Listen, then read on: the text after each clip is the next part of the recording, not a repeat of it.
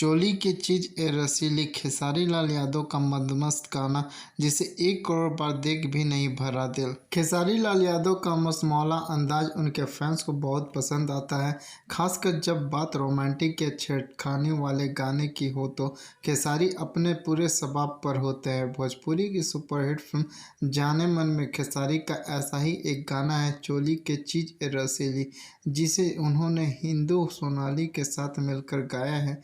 इस गाने के म्यूजिक वीडियो में खेसारी लाल यादव के साथ काजल नजर आ रही हैं।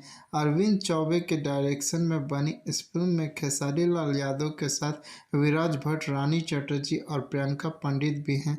यूट्यूब पर चोली के चीज है रसीली गाना बम्पर हिट साबित हुआ है। इस गाने को बीते 9 साल में 1 करोड़ 42 लाख से अधिक बार देखा जा चुका है।